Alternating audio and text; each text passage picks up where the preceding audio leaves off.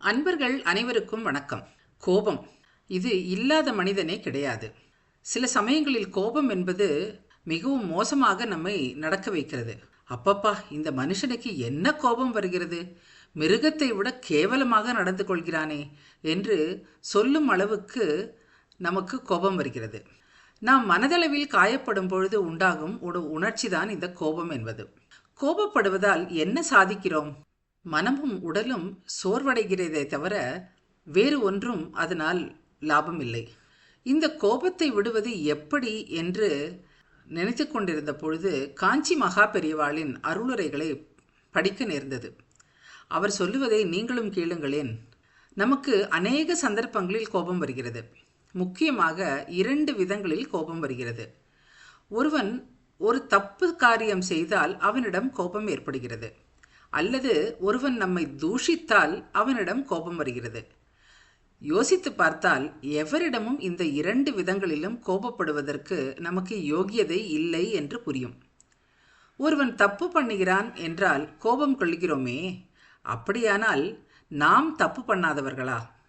ஒருவனை பாபி என்று தூஷிக்கும் போது, துவேஷிக்கும் பொழுது நாம் அந்த பாபத்தை பண்ணாதவன் தானா என்று நினைத்து பார்க்க வேண்டும். காரியத்தில் பண்ணாவிட்டாலும் மனசால் பண்ணியிருப்போம். நாம் அநேக தப்புக்களை, பாவங்களை பண்ணிக்கொண்டேதான் இருக்கிறோம். நம்மை விட தப்பும் பாவமும் பண்ணுகிறவர்களும் இருக்கலாம். நம் மனசு ஏதோ ஓரளவுக்கு பக்குவம் அடைந்திருப்பதால் நாம் இந்த அளவு பாபத்தோடு நிற்கிறோம். அவனுடைய மனசுக்கு இந்த பக்குவம் கூட வராததால் இன்னும் பெரிய பாபம் பண்ணுகிறான். நாம் செய்கிற தவறுகளை திருத்திக் கொள்வதற்கு எத்தனை பாடுபட வேண்டியிருக்கிறது. நம்மையும் விட மோசமான நிலைக்கு இறங்கி பாவங்களை செய்ய பழகிவிட்ட இன்னொருத்தனின் மனசுக்கும் அதிலிருந்து மீளுவது சிரமமான காரியம்தான். அப்படிப்பட்டவனோடு நாம் சேர்ந்திருக்க வேண்டும் என்பது இல்லை.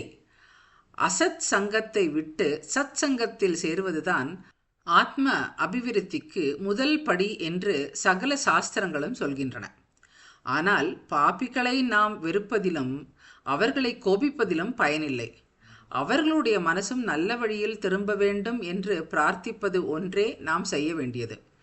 ஈஸ்வர அனுகிரகத்தில் நம்மில் யாருக்காவது அனுகிரக சக்தி கிடைத்திருந்தால் அதை இந்த பாபிகள் கடைத்தேறுவதற்கே உபயோகிக்க வேண்டும்.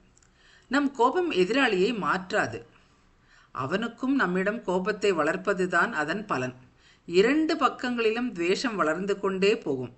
ஒருத்தன் தன் தப்பை தானே உணர்ந்து திருந்த செய்யாமல் நம் கோபத்துக்கு பயந்து சரியாக செய்வதில் நமக்கு பெருமை இல்லையே. இது நிலைத்தும் நிற்காது. அன்பினாலேயே பிறரை மாற்றுவதுதான் நமக்கு பெருமை. அதுதான் நிலைத்தும் நிற்கும். ஒருத்தன் பாபம் செய்ய அவனுடைய மனசு, சந்தர்ப்பம் 2ம் காரணமாகின்றன. நாம் பல பாபங்களை செய்ய முடியாமல் சந்தர்ப்பமே நம்மை கட்டி போட்டிருக்கலாம். எனவே ஒரு பாபியை பார்க்கும்போது, அம்பிகே, இந்த பாபத்தை நானும் கூட செய்திருக்கலாம், ஆனால் அதற்கு சந்தர்ப்பம் தராமல் நீ கிருபை செய்தாய், அந்த கிருபையை இவனுக்கும் செய்யம்மா என்று பிரார்த்திக்க வேண்டும். 2வதாக, நம்மை ஒருத்தர் துவேஷிக்கிறார் என்று கோபம் கொள்ள வேண்டியதே இல்லை. நாம் எத்தனை தூஷணைக்கு தக்கவர் என்பது நம் உள்மனதுக்கு தெரியும். ஒரு கால் நம்மை தூஷிக்கிறவர் நாம் செய்யாத தவறுக்காக நம்மை திட்டிக் கொண்டிருக்கலாம். ஆனால் நாம் செய்த தவறுகள் அதைவிட பெரியவை என்றும் நம் அந்தரங்கத்துக்கு தெரியும். நம் தவறுகளை கழுவிக்கொள்வதற்காக ஒவ்வொரு நாளும் அம்பாளிடம் பச்சாதாபத்துடன் அழவேண்டிய நிலையில் தான் இருக்கிறோம் நாம். இந்த நிலையில் உள்ள நாம் பிறரை தப்பு கண்டுபிடித்து கோபிக்க நியாயம் ஏது? நாம் தப்பே செய்யவில்லை என்றால் அப்போது பிறரை கோபிக்கலாமா என்றால், இப்படி தப்பே பண்ணாத நிலையில் நாம் அன்பு மயமாகி விடுவோம். அப்போது நமக்கு பாபியிடமும் கருணை தவிர எந்த பாவனையும் இராது. கோபமே உண்டாகாது. நாம் தப்பு செய்தவர்கள் என்றாலோ நமக்கு பிறரை கோபிக்க யோகியதை இல்லை. தப்பே பண்ணாத நிலையிலேயெல்லாம் அம்பாளின் லீலைதான் என்று தெரிகிறது. லீலையில் யாரை பூஷிப்பது, யாரை தூஷிப்பது, எப்படி பார்த்தாலும் கோபம் கூடாதுதான். மனுஷனை பாபத்தில் அழுத்துகிற 2 பெரும் சக்திகள் காமமும் குரோதமும் என்றார் ஸ்ரீ கிருஷ்ண பரமாத்மா. அதாவது நம் கோபத்தினால் நமக்கேதான் தீங்கு செய்து கொள்கிறோம். பெரும்பாலும் நம்முடைய கோபத்தை எதிராளி பொருட்படுத்துவதே கிடையாது. இதை நாமும் அறிவோம். ஆத்திரப்படுவதால் நாமே நம் சரீரம், மனசு 2யும் கெடுத்துக் கொள்வதோடு சரி. அன்பாக இருப்பதுதான் மனிதன் சுபாவமான தர்மம். அதுதான் ஆனந்தமும். அன்பு நமக்கும் ஆனந்தம், எதிராளிக்கும் ஆனந்தம். அன்பே சிவம் என்பார்கள். நாம் எல்லோரும் அன்பே சிவமாக அமர்ந்திருக்க பிரயாசைப்பட வேண்டும். அழுக்காறு அவா வெகுளி இன்னாச்சொல் நான்கும் இழுக்கா இடும்பை தரும் என்று வள்ளுவர் வாக்கு.